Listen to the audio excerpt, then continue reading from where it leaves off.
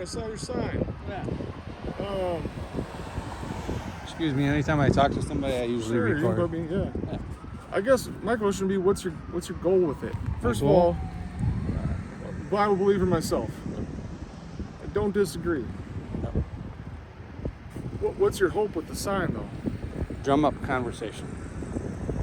Spark interest. Okay, do you think... I guess instead of asking questions to make a point, that's a roundabout way and probably a dumb way to do it. That's all right. Here's my concern with it. I don't think you're going to get people who are interested in hearing the other side. It's meant to step on toes, right? Not necessarily, no. I mean, if someone is LGBT... Your mind is made up. If someone is LGBTQ, family member is, I mean, you know that's stepping on toes. They're not going to... Right. But isn't the entire Holy Scriptures, isn't the Word of God stepping on our toes?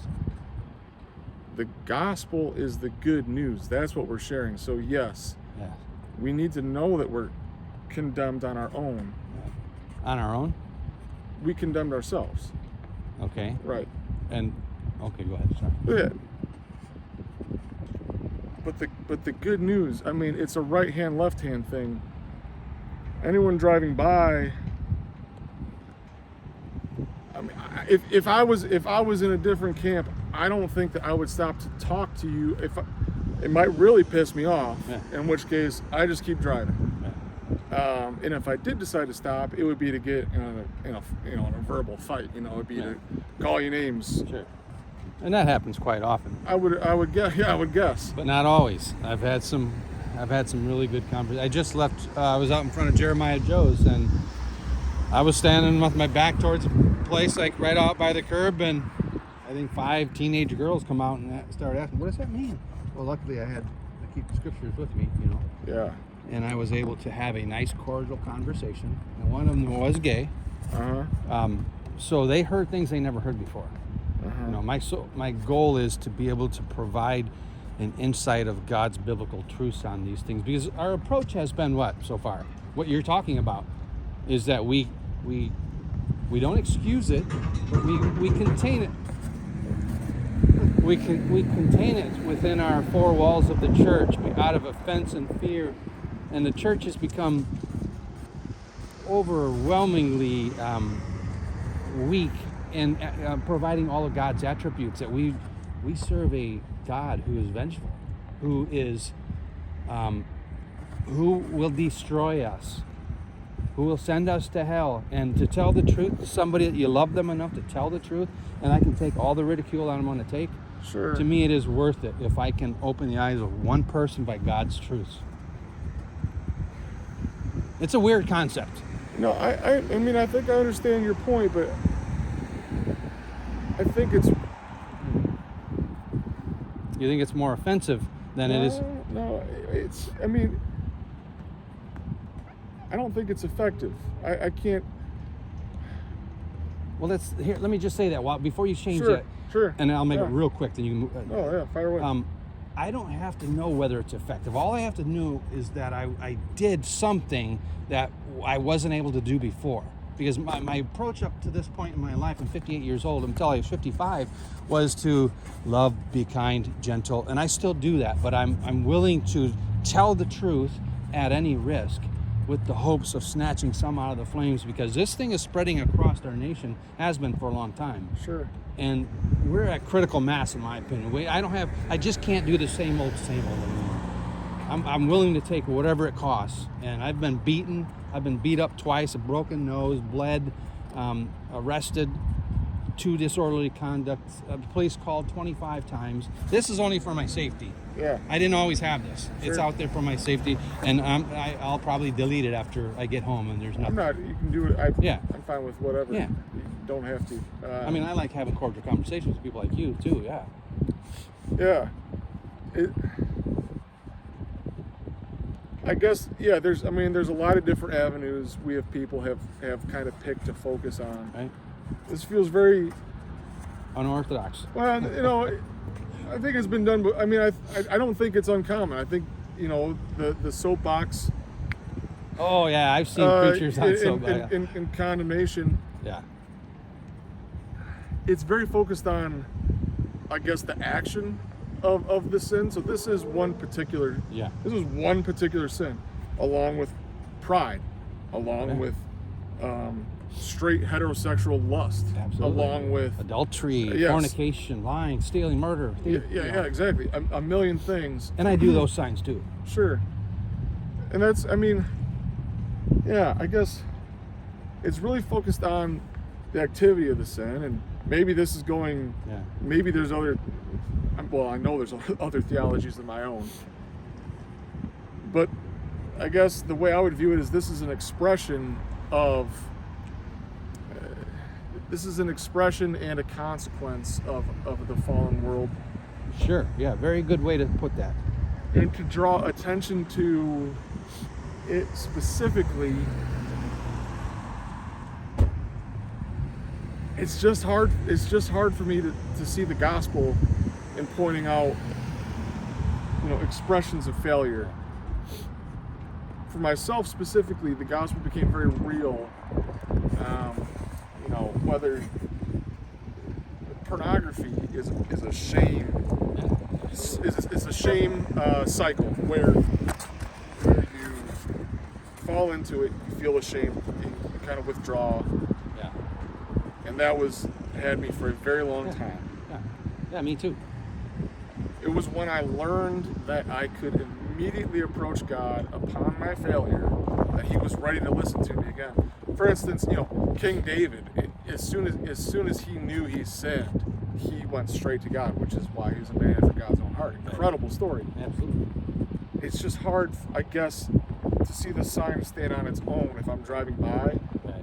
To see, to me, that's the beautiful part. The beautiful part is that I will be as filthy as anything you could write on a sign, but that I have permission to immediately approach the throne. That's the beautiful part. That's the part that, and I don't know how you put that on a sign in a way that necessarily shouts that in the same way. That's the thing that gets me out of bed in the morning. I mean, that's the thing that'll bring a tear to your eye. That's that part. Right. That after I do that, I can immediately approach the throne. Wow. Yeah. Never would have thought it. Yeah. And I guess, my concern would be whether you put pride, whether you put anger, whether you put whatever it is. Right. If I'm driving by, how do I see that? How do I see that beauty? I don't know. Well, yeah, and you know what? I'm a firm believer that God answers prayers. So I go out and I ask God, please send the people. Send the people that you want to hear, to see. If it's a conversation, or I hand out biblical literature for them, and I believe that God does answer that prayer. Think about John the Baptist. Yeah. I mean, he spoke the truth about King Herod's sin. Ultimately, it cost his life. Yeah. But we don't see any instruction in the Holy Scriptures that John shouldn't have been so provocative.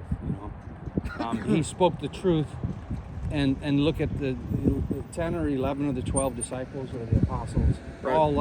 all because they stood the course, they stood on the truth, and they didn't waver from it. Right. Yeah. Yeah. So I understand your perspective. I really do, and it took me a long time to gain the courage to go out and do this.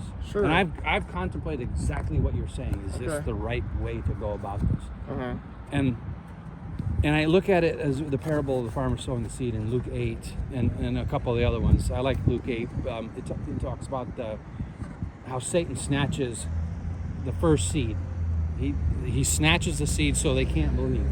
And that's where a lot of the world is. And Romans 1 talks about how man's heart becomes hardened and depraved in verse 28. They've God given them over to depraved heart. So that's what I think we see in the parable of the sower when the seed was just snatched away by Satan. Then you see hardened soil where it sprung up, it gladly accepted the truth, it says, but it didn't produce any fruit through the trials, temptations, and love of money, those types of things. People withered away, and it was only through. So I understand people's hearts in all these types of conditions, and the heart that is hardened already and says, I don't want anything to do with your sign. Those are the people that are going to yell, F you, I don't want it, you know, all of that kind of stuff.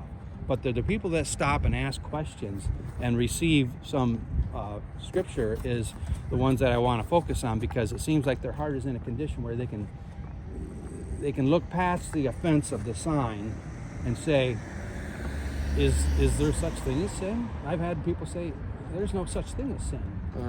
You know, so you see where I'm going? We can go around and around, but our current approach just has not materialized. You know, my name's Leonard, by the way. Eric. Eric, nice to meet you, Eric. Yeah, you from Ottawa? Marseilles. Marseilles, okay, from Seneca. Okay, yeah. Originally, I live here now, but I'm out in the country in Marseilles. Gotcha. Okay. Yeah. I guess, you know, and like you said, we can go around and around. I guess I do. Two thoughts kind of popped up. Yeah. One would be, given kind of pop culture or just modern events. I'm sure you're familiar with Westboro Baptist Church. Yeah, I've heard of them. And I do not see any of Christ's love in what they do. You know, God hates fags, for instance. That's not true. It's patently untrue. And I guess, you know, when I was walking back across to my car, not to say that it crossed my mind. I mean, this sign conjures up those memories. So I guess I would just point out that I think that for some people, it might put you in a very similar camp. And I don't know you, and if you do support Westboro, then maybe we have a different conversation. No, I don't. But I don't think that you would want to be. So that's just maybe something to be aware of. It crossed my mind.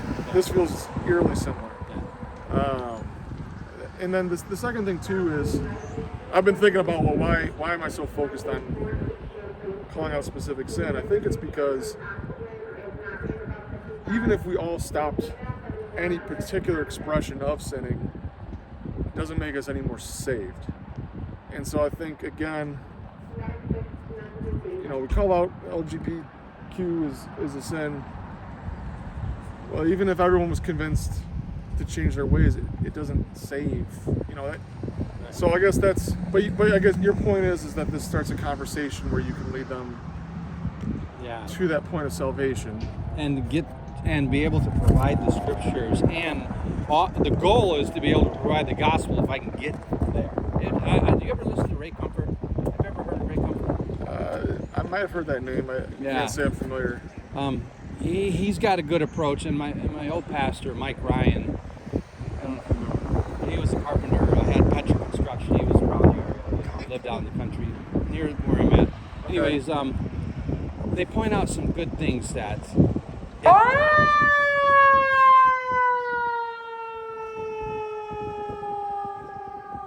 it's a common theme that in the Holy Scriptures that you almost exclusively see sin being identified, and then the how do you rectify sin, the gospel.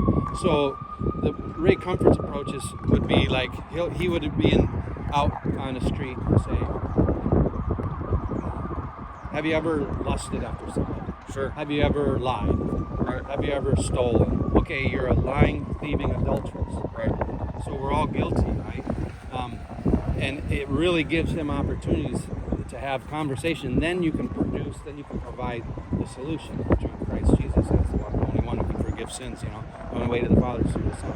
Right. So that's the approach that I have. And it's not because of Ray Comfort. I really don't like this a whole lot. It's kind of uncomfortable for me, you know, and it's hard to do because there's so much ridicule, but I think the reward is to see somebody like those 5 girls open up this thing and read the Holy Scripture, something that they never do, you know, and get a perspective from a traditional Christian view that dominated our society at one time, because society is saying right now that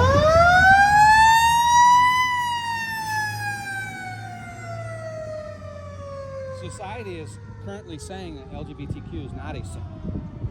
You know, and so it has very harmful effects on all of society. Would you agree with that? I mean, again, I guess I would just slightly different emphasis or perspective, certainly. Yeah. But my emphasis would be more if it wasn't this, it would be the next one. So yeah, I mean, there's a lot of things that are going on specifically within, being pushed by people supporting this agenda that I think are very troubling. Right. But again, if not that, then it's going to be something else. Slightly different emphasis in my mind. But could I ask you a question? Yeah. We require some honesty. I'm not accusing that you're not going to answer me honestly. I'm not saying that at all. But fire away. I'll do my best. All right. And if I can't, I'll just say I'm not going to. I'll plead the fifth. All right. In your experience, what's your interaction with LGBTQ people and your participation in providing, the scriptures to them, or an opportunity, Right. I mean, it's certainly limited. It's not anywhere near, say, Chicago. I had a friend in high school who was a close friend who surprised us all when he went to college. Yeah. A good friend from college, family member, and that was a surprise.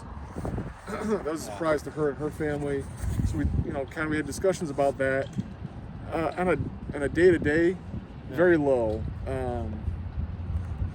There are a few people that I interact with, but I don't see them very much anymore either. Very low, very low. Yeah. And that's how it was for me, and now it's very high, because I'm out here quite a bit. Have you ever seen me out here before? Not till today, no. Okay. Well, this is probably my 140th time out Sure. here, Sure. There's a guy, what's his name? I can't remember his name now, but he told me he was struggling seriously, and we prayed up on a corner there one night, and I just saw him yesterday.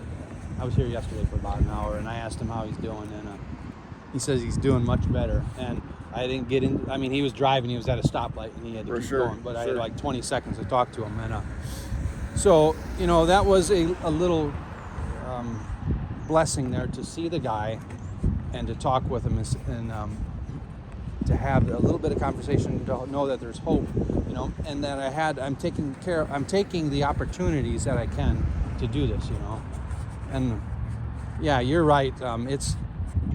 I understand the perception of it. I understand that it would mimic Westboro.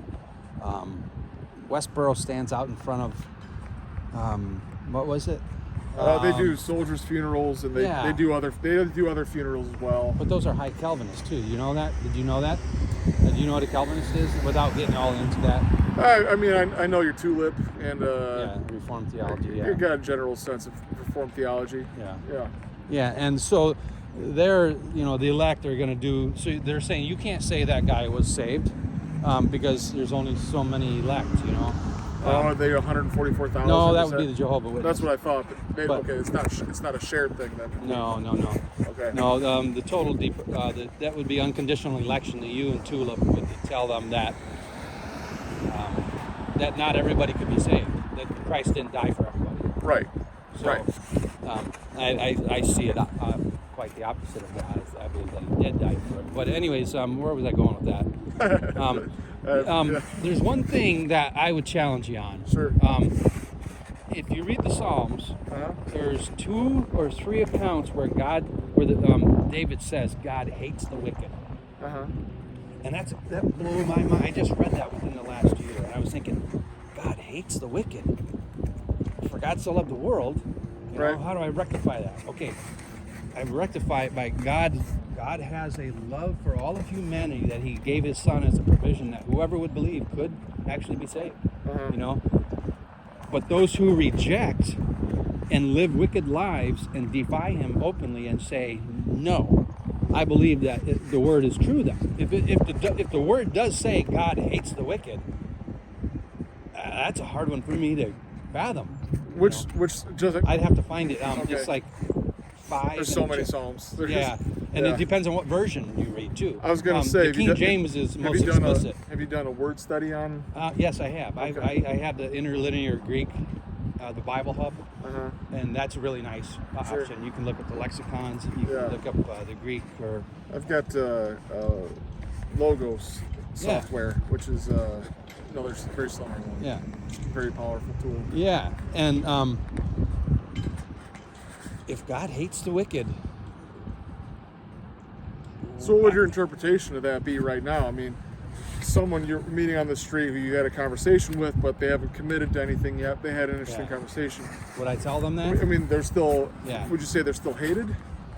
No, I would say that only when they become into their heart becomes into a depraved state, a hardened heart, where it is openly defying and saying, God, I am going to live my life the way I choose to. Kind of an unforgivable sin territory? Yeah, that sort of thing.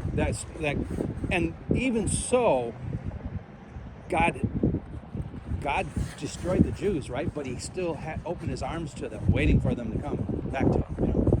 So I believe even if God hates the wicked, that it still wouldn't mean that they couldn't be saved. You know, it's just a hard one for me to grasp. If you ever get a chance, look that up.